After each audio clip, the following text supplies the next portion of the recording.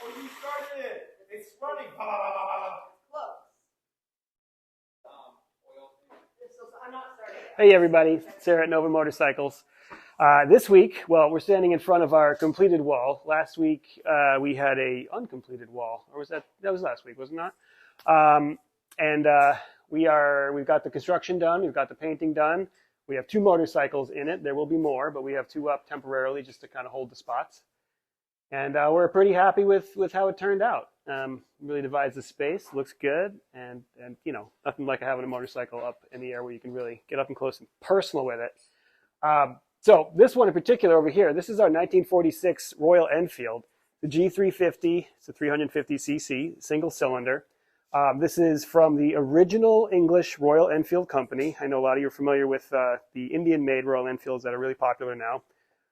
This is a direct lineage. This bike became the Bullet, which is also made in England, and then the Bullet was licensed to the Indian Madras company, I believe, that made the what became the modern Indian one. So there's a direct line from this bike to the modern Indian-made Royal Enfield motorcycles. We've had some experience with the Indian ones. They're great bikes for what they are. They've had some teething issues, but we hear they're getting fixed, and the new 650 Twins are pretty cool. And I love what I like about them is that they are a very simple bike that doesn't give you more than you need to have a great time on a motorcycle. Keep it simple, as they say. But back to this one. The English Enfields are pretty cool. I haven't seen. I don't have a ton of experience with them because there's just not a lot of people riding them. I think the last one was made probably in 1971.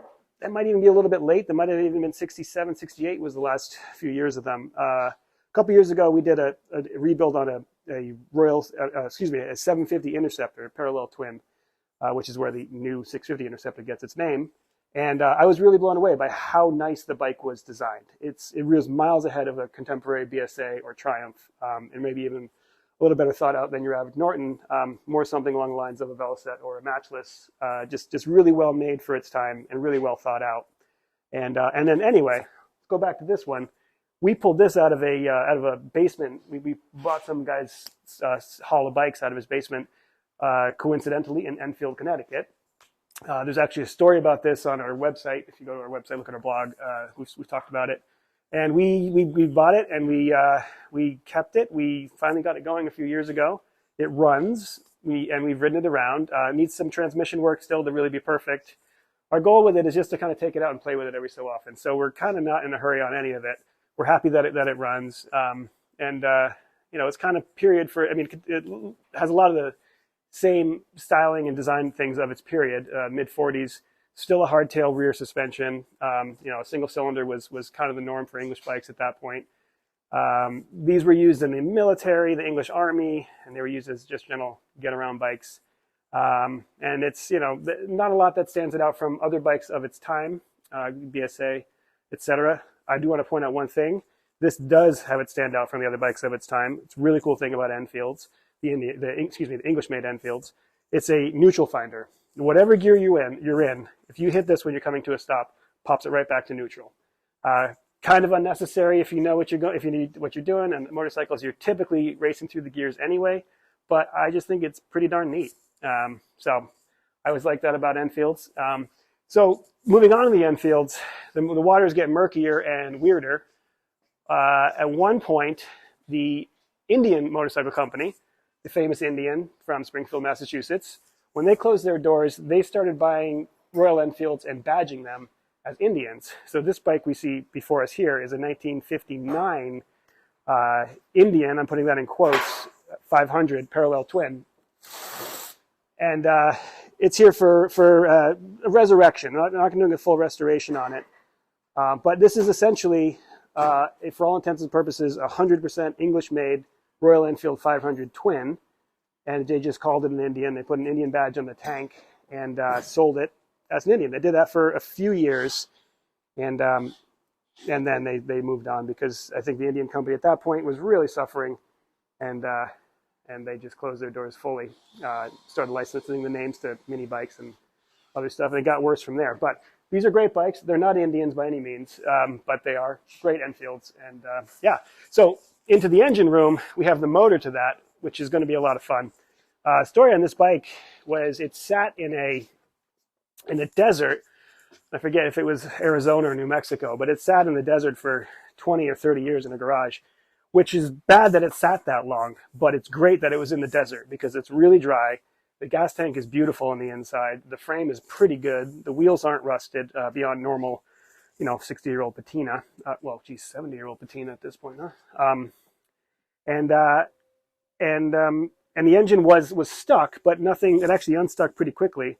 And once we got into it, it probably, it wouldn't have been a great idea, but we probably could have made it run before we tore it apart.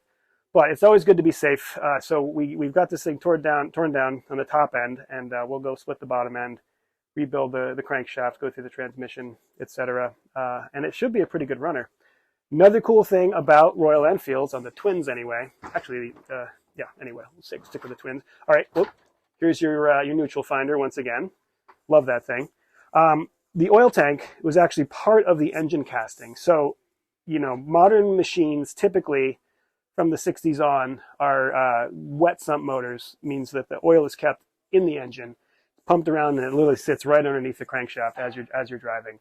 Older bikes, English bikes, Harleys, and certain other machines are called dry-sump motors, where the oil tank is separate and it's pumped through the engine via oil lines and returned up to the oil tank, and it's kept separate. This is a dry-sump motor, meaning the oil is kept separate from the crankshaft and the main engine compartment in the crankcase, but it's right next to it. So it's really easy to deal with. You don't have messy oil lines running everywhere. You just have a few castings in the cases, and it's pretty tidy, and it's pretty cool. Another really neat thing about these, the transmission is separate, whereas most modern, they're called unit construction things. Transmission shares engine oil shares oil with the engine. This is a separate transmission, separate oil, but it's bolted right on to the crankcases. So it's really simple, really steady and solid. It's just it's a robust unit. You get the feeling these things are really meant to last a long time, and they did. Not sure why they lasted. They didn't last as long as the BSAs and Triumphs and Nortons. They almost did, but my theory is that no offense, I love my BSAs, but the cheap stuff really survived, sort of like the Chevys and the Fords of the era, the Triumph and BSA and Norton to a degree, where the cheaper ones are more profitable. The good stuff was expensive to make, and it just wasn't profitable when the Japanese were coming in through. So anyway, I love to work on these old things. There's your Indian badge right there. It's a lie. It's an Enfield. I love to work on these things. We don't see a lot of them, so every time I do work on one, I have to go slow and take my time because I don't quite recognize it the way I do some of the other stuff. But anyway, yeah. Also, please, if you do know about if you do know about Enfields, chime in the comments. Let us know whether it's an Indian one or an English one. Love to know more stories about them, your experience with them, anything interesting you might have. Let us know. Thanks for watching. Please like and subscribe as usual, and stay tuned.